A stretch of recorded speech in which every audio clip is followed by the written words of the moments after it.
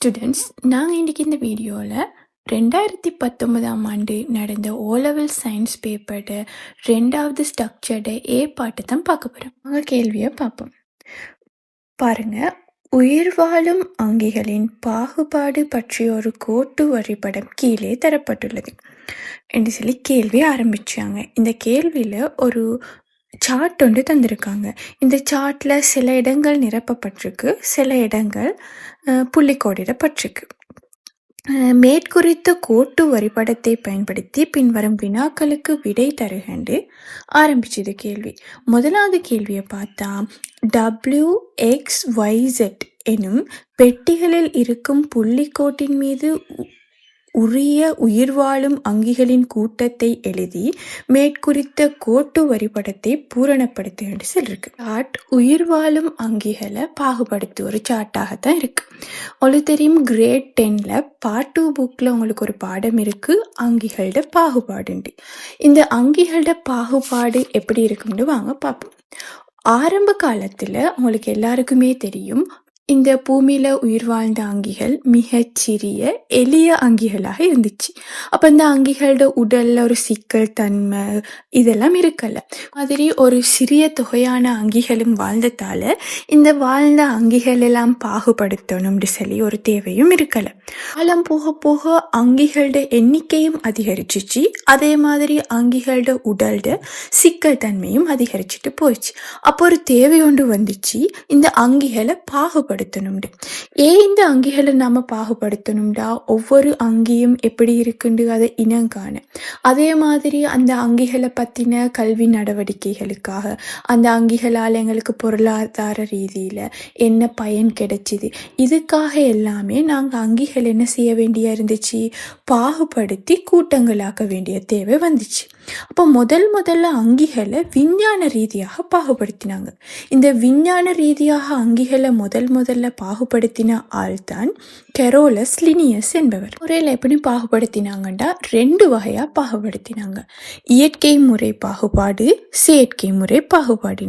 இந்த செயற்கை முறை பாகுபாடுன்றது என்னண்டா, ஒரு அங்கியை பார்த்தா அங்கியோட வெளி தோற்றம், அதாவது புறத்தோற்றம் எப்படி இருக்கு, அந்த அங்கிக்கு காலத்தின இருக்கு, அதே மாதிரி அதோட வெளியில தோற்றம் எப்படி இருக்கு, இதுகளை வச்சுதான் இந்த அங்கிகளை செயற்கை பாகுபாட்டு முறையில பாகுபடுத்தினாங்க. பாகுபடுத்தியும் அங்கிகள் ஒரு சிறப்பான முறையில ஒழுங்கான முறையில பாகுபடுத்தப்படலை. அதால இயற்கை முறை பாகுபாட்டை கையாண்டாங்க. இயற்கை முறை பாகுபாட்டுல அங்கிகளோட கூர்ப்பு ரீதியான தொடர்புகளை வச்சுதான் பாகுபடுத்தினாங்க. அதாவது அவங்களோட உருவம் எப்படி இருந்துச்சு, உடல் தொழில் எப்படி இருந்துச்சு, குளியவியல் மூலக்கூற்று உயிரியல் எப்படி இருந்துச்சு, இதெல்லாம் அடிப்படையாக கொண்டு அங்கிகளை பாகுபடுத்தினாங்க. செயற்கை முறையில் இந்த கூர்ப்பு ரீதியான தொடர்பு வெளிக்காட்டப்பட்டு அங்கிகள் பாகுபடுத்தப்படலை. எண்ணிக்கை அதிகரிச்ச இந்த அங்கிகள் எல்லாத்தையும் ரீதியான இயல்புகளை அடிப்படையாக கொண்டு அங்கிகள் 3 பேரிராட்சியங்களுக்கு கீழால பாகுபடுத்தப்பட்டது. இந்த 3 பேரிராட்சிய முறை பாகுபாட்டை அறிமுகப்படுத்தியவர் தான் கார்ல் ஹூஸ். அப்போ அது என்னென்ன 3 பேரிராட்சியம்னு பார்ப்போம். முதலாவது பேரிராட்சியம் ஆக்கியா, 2வது பேரிராட்சியம் பாக்டீரியா, 3வது பேரிராட்சியம் யூகரியா. 3 பேரிராட்சியங்களுக்கும் கீழால அங்கிகள் பாகுபடுத்தப்பட்டுச்சு. ஒவ்வொரு பேரிராட்சியமும் வெவ்வேறு இயல்புகளை கொண்டிருந்துச்சு. அப்போ அந்த ஒவ்வொரு பேரிராட்சியத்தோட இயல்புக்குரிய அங்கிகள் ஒவ்வொரு பேரிராட்சியத்துக்கு கீழும் வகைப்படுத்தப்பட்டுச்சு. ஒவ்வொரு பேரிராட்சியத்துக்கும் குறிப்பிட்ட இயல்புகள் இருக்கு. அதை நான் ஒவ்வொன்றையும் தெளிவா விளங்கப்படுத்தாம அதுக்குரிய 3 பேரிராட்சியத்துக்குரிய இயல்புகளையும் ஒரு அட்டவணைக்கு கீழால நான் இந்த வீடியோவில் உங்களுக்கு போட்டிருக்கேன். இதை பார்க்கக்குள்ள உங்களுக்கு தெளிவாக ஒவ்வொரு என்னென்ன ஒற்றுமையான இயல்புகள் இருக்குது, என்னென்ன வேற்றுமையான இயல்புகள் இருக்குன்னு உங்களுக்கு இனம் காண இயலும். 3 பேரிராட்சியத்தையும் ராபர்ட் விட்டாக்கர்ன்ற விஞ்ஞானி 5 ராட்சியங்களாக பாகுபடுத்தினார். அங்கிகளை தெளிவாக பாகுபடுத்துறதுக்கு 5 ராட்சிய பாகுபாட்டை இவர் அறிமுகப்படுத்தினார். இந்த 5 ராட்சியங்களும் என்னென்னு பார்ப்போம். முதலாவது ராட்சியம் பாக்டீரியா, ராட்சியம் புரோட்டிஸ்டா, ராட்சியம் ஃபங்கை, ராட்சியம் பிளான்ட்ரே, ராட்சியம் அனிமாலியா. இந்த ராட்சியங்களையும் ராட்சியம் பாக்டீரியான்றது பேரிராட்சியம் பாக்டீரியாக்குள்ள அடங்கும். அடுத்த 4 ராச்சியங்களுமான புரோட்டிஸ்டா, ஃபங்கை, பிளான்ட்ரே, அனிமாலியா இதெல்லாம் பேரிராச்சியம் யூக்கரியாக்குள்ள அடங்கும். ஒவ்வொரு ராச்சியத்துக்குள்ளேயும் அடங்குத அங்கி கூட்டங்கள் என்னன்னு பார்ப்போம். உங்களுக்கு தெரியும் ராச்சியம் பாக்டீரியாக்குள்ள அடங்குது அங்கி கூட்டம் எல்லாமே பாக்டீரியாக்களாகத்தான் இருக்கு. அதே மாதிரி ராச்சியம் ஃபங்கைக்குள்ள அடங்குது அங்கி கூட்டம் எல்லாமே ஃபங்கஸுக்களாக இருக்க போகுது. ஆனால் ராச்சியம் புரோட்டிஸ்டா எடுத்தோம்னா இந்த ராச்சியம் புரோட்டிஸ்டால 2 அங்கி கூட்டங்கள் அடங்கும். அதாவது அல்காண்ட அங்கி கூட்டமும் மாதிரி புரோட்டோசோவாண்ட அங்கி கூட்டமும் அடங்கும். ராச்சியம் பிளான்ட்ரேன்றது முழுமையாக தாவரங்களாக இருக்கும். இந்த ராச்சியம் பிளான்ட்ரேயை எங்களுக்கு 2 வகையாக பாகுபடுத்தியலும். முதலாவது பூக்கும் தாவரங்கள், அடுத்த பாகுபாடு பூக்காத தாவரங்கள். பூக்கும் தாவரங்களை நாங்கள் 2 வகைப்படுத்துவோம். ஒரு வித்திலை தாவரங்கள், இருவித்திலை தாவரங்கள். இவ்வளவுதான் ராச்சியம் பிளான்ட்ரேக்குரிய பாகுபாடாக இருக்கும். அனிமாலியா என்ற ராச்சியத்தை எடுத்தோம்னா இதில் தான் பாகுபாடு அதிகமாக இருக்கும். அனிமாலியான்றது விலங்குகள். இந்த அனிமாலியா ராச்சியத்தை நாங்கள் 2 வகைப்படுத்துவோம். முள்ளந்தண்டு உளிகள், முள்ளந்தண்டு இலிகள். அதாவது முள்ளந்தண்டு உள்ள அங்கிகளை நாங்கள் முள்ளந்தண்டு உளிகள்ண்டும், முள்ளந்தண்டு இல்லாத அங்கிகளை முள்ளந்தண்டு இலிகள்ண்டும் பாகுபடுத்துவோம். இந்த முள்ளந்தண்டு இலிகளில் வகைப்படுத்தலும் சீலந்தரேட்டாக்கள், அனலிடாக்கள், மொலஸ்காக்கள், ஆத்ரோபோடாக்கள், அடுத்தது எக்கைனோடோமேட்டாக்கள். தண்டு உள்ள அங்கிகளை நாங்கள் இதே மாதிரி 5 வகைப்படுத்துவோம். மீன்கள், ஈருடகவாளிகள், நகருயிர்கள், பறவைகள், முளையொட்டிகள் 5 வகைப்படுத்தும். தண்டில்லாத 5 கூட்டத்துக்கும் முள்ளந்தண்டுள்ள 5 கூட்டத்துக்கும் வெவ்வேறு இயல்புகள் இருக்கு. அதை நீங்கள் உங்களோட பாட புத்தகத்தில் தெளிவாக படிச்சிருப்பீங்க. விளக்கத்தோட நாங்கள் கேள்விக்குள்ள போம். கேள்வி நான் ஏற்கனவே உங்களுக்கு வாசிச்சு காட்டிட்டேன். WXYZ இடைவெளிகளில் வரக்கூடிய உயிர்கூட்டத்தை அங்கி கூட்டத்தை உங்களுக்கு தெளிவாக குறிப்பிட சொல்லிருக்கு. பாருங்க, இந்த சார்ட்ல உயிர் வாழும் அங்கிகளை எத்தனை வகைப்படுத்திருக்காங்க? 3 வகைப்படுத்திருக்காங்க. இந்த 3ம் என்ன? பேரிராட்சியங்களாக இருக்க போகுது. முதலாவது ஆக்கியா, அடுத்தது பாக்டீரியான்னு தந்திருக்காங்க. அப்போ டபிள்யூன்ற இடத்துக்கு என்ன வரப்போகுது? எஞ்சி இருக்குது பேரிராட்சியமான யூக்கரியா வரப்போகுது.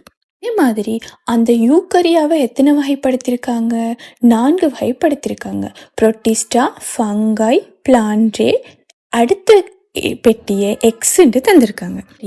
யூக்கரியா பேரிராட்சியத்தில் 4 ராட்சியங்கள் இருக்கும். அதில் எஞ்சி இருக்கிற ராட்சியம் என்னையாக இருக்கும்? அனிமாலியாவாகத்தான் இருக்க போகுது. பாக்டீரியாண்ட 5வது ராட்சியம் எந்த பேரிராட்சியத்துக்குள்ள அடங்கும்? பாக்டீரியாண்ட பேரிராட்சியத்துக்குள்ள அடங்க போகுது. அப்போ யூக்கரியால 4 ராட்சியங்கள் தான் இருக்கும். அனிமாலியாண்ட ராட்சியம் எத்தனை வகைப்படுத்தப்பட்டிருக்கு? 2 வகைப்படுத்தப்பட்டு முள்ளந்தண்டு உள்ளவை, முள்ளந்தண்டற்றவைன்னு தந்திருக்காங்க. இப்போ நாங்கள் முள்ளந்தண்டு உள்ளவையில் என்ன தந்திருக்காங்கன்னு பார்ப்போம். மீன்கள், உபயவாளிகள், நகருயிர்கள், பறவைகள் எல்லாம் தந்துட்டு கடைசி பெட்டியை வைன்னு தந்திருக்காங்க. அப்போ வையில் என்ன வரணும்? இகள் தான் வையின் இடைவெளிக்கு வரப்போகுது. அடுத்தது முள்ளந்தண்டற்றவையை பார்ப்போம். சீலந்தரேட்டாக்கள், அனலிடாக்கள், மொலஸ்காக்கள், ஆத்ரோபோடாக்கள் சொல்லி தந்திருக்காங்க. பெட்டியை இடைவெளியாவிட்டு செட்டுன்னு தந்திருக்காங்க. அப்போ அதுக்குள்ள யாரு வரணும்? எக்கைனோடோமேட்டான்ற ஒரு கூட்டம் தான் வரப்போகுது. மூலமாக உங்களுக்கு அங்கிகளை எப்படி பாகுபடுத்துன்றது விளங்கியிருக்கும். அது முதலாவதுக்குரிய விடையாகவும் அமைஞ்சிட்டு. 2வது கேள்வியை பாருங்க. நுண்ணுயிர் கொல்லிகளுக்கு தூண்டல் பேரு அற்ற உயிர் வாழும் அங்கிகள் இடம்பெறும் பேரிராட்சியத்தை குறிப்பிடுகன்னு சொல்லிருக்கு. உங்களுக்கு அங்கிகளோட பாகுபாடை பற்றி விளங்கப்படுத்தக்கொள்ளே ஒரு சார்ட் போட்டிருக்கேன். அதில் 3 பேரிராட்சியங்களையும் தந்து அந்த 3 பேரிராட்சியங்களுக்கும் உரிய ஒற்றுமையான இயல்புகள், வேற்றுமையான இயல்புகளை நான் வகைப்படுத்தியிருக்கேன். அப்போ இந்த சார்ட்லேருந்தே உங்களுக்கு கண்டுபிடிச்சி கேளும். நுண்ணுயிர் கொல்லிகளுக்கு தூண்டற் பேரை காட்டியது ஒரே ஒரு அங்கி கூட்டம் தான். அடுத்த 2 அங்கி கூட்டமும் நுண்ணுயிர் கொல்லிகளுக்கு என்ன செய்யாது? தூண்டற்பேரை காட்டாது. அப்படியான பேரிராட்சியம் 2 எது? ஆக்கியாவும் யூக்கரியாவும். ஆக்கியா, யூக்கரியா 2ம் இகளுக்கு என்ன செய்யாது? தூண்டற்பேரை காட்டாது. அப்ப 2 விஷயத்தையும் உங்களுக்கு என்ன செய்யலும்? விடையாக கொடுக்கலும். மூணாவது பாருங்க, அல்காக்கள் எந்த ராட்சியத்துக்குரிய வேண்டி. அல்காக்கள் எந்த ராட்சியத்துக்குரியவை? நாங்க புரோட்டிஸ்டாண்ட ராட்சியத்தை 2 வகைப்படுத்தினோம். அதுல 2 அங்கி கூட்டம் அடங்கும், அல்காக்களும் புரோட்டோசோவாக்களும். அப்ப அல்காக்கள் எந்த ராட்சியத்துக்குரியவை? புரோட்டிஸ்டா ராட்சியத்துக்குரியவை. சரி பாருங்க, நான் ஒரு சின்ன சார்ட் ஒன்று தந்திருக்கேன்.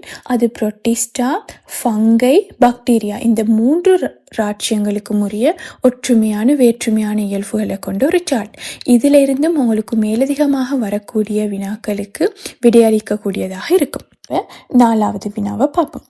மேற்குறித்த பாகுபாட்டு கோட்டுப்படத்தில் காட்டப்பட்டுள்ள ஒவ்வொரு முள்ளந்தாற்ற கூட்டத்திற்கும் உரிய ஒரு சிறப்பியல்பு வீதம் கீழே தரப்பட்டுள்ளது. ஒவ்வொரு சிறப்பியல்புக்கும் எதிரே தரப்பட்டுள்ள புள்ளிக்கோட்டின் மீது அச்சிறப்பியல்புள்ள விலங்கு கூட்டத்தை எழுதுகின்ற கேள்வி தந்திருக்காங்க. முதலாவது சிறப்பியல்பாக மென் உடல்களை கொண்டிருத்தல் தந்திருக்காங்க. முள்ளந்தண்டற்றவையை நாங்கள் 5 வகைப்படுத்தினோம். சீலந்தரேட்டாக்கள், அனலிடாக்கள், மொலஸ்காக்கள், ஆத்ரோபோடாக்கள், எக்கைனோடமேட்டாக்கள். இதில் கூட்டத்துக்கும் சிறப்பியல்புகள் இருக்கு. அப்ப மென் உடலை கொண்ட கூட்டம் எதுன்னு நாங்க பார்த்தோம்னா மொலஸ்காக்கள். இந்த மொலஸ்காக்கள் மென்மையான உடலை கொண்டிருக்கும். அதே மாதிரி உடல்களுக்கு உதாரணமாக ஓடில்லாத நத்தை, கைட்டன், ஆக்டோபஸ், கணவாய் இதெல்லாம் வரும். அதே மாதிரி இந்த உரிய நிறைய சிறப்பியல்புகள் இருக்கு. அந்த சிறப்பியல்புகளை அடிக்கடி உங்களுக்கு பாஸ் பேப்பர் கேள்வியாக வாரது, தசை செறிந்த பாதத்தை கொண்ட உயிரங்கி எதுண்டு. தசை செறிந்த பாதத்தை கொண்ட உயிரங்கி மொலஸ்கால அடங்குது, நத்தையாக காணப்படும். கேள்வியில் தரப்பட்ட 2வது இயல்பை பார்ப்போம். உடல் சம துண்டங்களாக பிரிக்கப்பட்டது. உடல் சம துண்டங்களாக இதில் யாரில் பிரிக்கப்பட்டிருக்கும் சொன்னால் அனலிடாக்கள்ல தான் பிரிக்கப்பட்டிருக்கும். உங்களுக்கு தெரியும், அனலிடாக்களுக்கு உதாரணமாக அட்டை, மண்புழு, நீரிஸ் இந்த விலங்கினங்கள் வரும். இந்த விலங்கினங்களை உங்களுக்கு பார்க்கக்கொள்ளே தெரியும். உதாரணமாக மண்புழு எடுத்து பார்த்தீங்கன்னா நல்லா தெரியும், உடல் சம துண்டங்களாக பிரிக்கப்பட்டதாக இருக்கும். வினால தரப்பட்ட இயல்பாக பொலிப்பு, மெதுசா என 2 வடிவங்களை கொண்டிருத்தல். இந்த கேள்வியை வாசிச்சுக்கொள்ளே உங்களுக்கு தெரியும், இதுக்கான சீலந்திரேட்டாவாகத்தான் இருக்கும். சீலந்திரேட்டாக்களை நாங்கள் 2 வகைப்படுத்துவோம். பொலிப்பு, மெதுசாண்ட 2 கூட்டங்களாக பிரிட்டாக்களுக்கு இன்னொரு பேரும் இருக்கு, நிடாரியாக்கள். இதில் ஐதரா, கடலனிமணி, இழுது மீன் எல்லாம் உதாரணமாக வரப்போகுது வினாவாக இருக்கும்.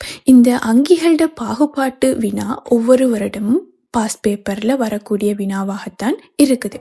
அதே மாதிரி இந்த முள்ளந்தாண்டு உள்ள அங்கிகளோட கூட்டத்துக்குரிய இயல்புகள் ஒவ்வொன்றும் தனித்தனியாக நீங்கள் பாடப்புத்தகத்தில் படிச்சிருப்பீங்க. அதை தனித்தனியாக நான் இந்த வீடியோவில் உங்களுக்கு விளங்கப்படுத்தலை. இன்னும் ஒரு வீடியோவில் நாங்கள் அதை பார்ப்போம். தாவரங்களில் பாகுபாடும் நாங்கள் பார்க்கல. இந்த கேள்வியில் தாவரங்களில் பாகுபாடு, இந்த முள்ளந்தண்டற்ற விலங்குகளில் ஒவ்வொரு இயல்புக்குமான வினாக்கள் அடங்கிய ஒரு கேள்வியில் நான் அதை உங்களுக்கு விளங்கப்படுத்துவேன். இன்னும் ஒரு வீடியோவில் சந்திப்போம்.